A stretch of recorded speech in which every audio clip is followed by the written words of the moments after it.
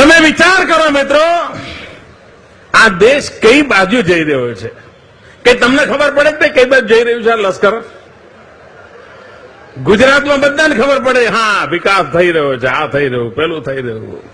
અને દિલ્હીમાં તમે વિચાર કરો, આખો દેશ કાળું નાણું પાછું લાવો એના માટે મક્કમ છે કે નહીં? આ કાળું નાણું વિદેશમાંથી પાછું આવવું જોઈએ કે ના આવવું જોઈએ? આ કાળા બજારિયાને, કાળા ધંધાને, કાળા કામો બંધ થવા જોઈએ કે ના થવા જોઈએ?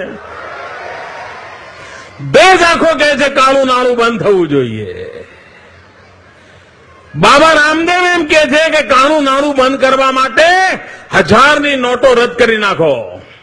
જેમણે ઘરોમાં 1000ની નોટોના થપ્પા લગાયા હોય, રાતોરાત એની નોટો રદ કરી નાખો, બધું પોલ બહાર પડશે.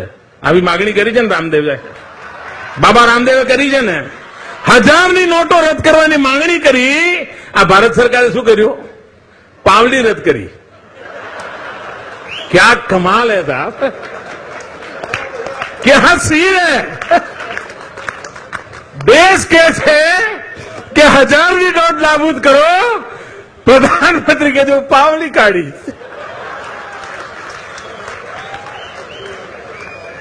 ચમનની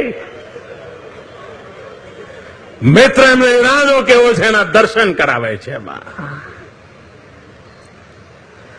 કાળા નાણાંની મુક્તિ થવા માટે 1000ની નોટો જાય એવું દેશ ઈચ્છે, એવું બાબા રામદેવ માંગણી કરે, ત્યારે ભારત સરકારે શરૂઆત ક્યાંથી કરી? પાવલી. બોલો સાહેબ, આ તમારા ઘરમાં 5 પાવલી હશે ભાઈ? કોંગ્રેસમાં અમને નથી કહેતો, ત્યાં હોય બી ખરા.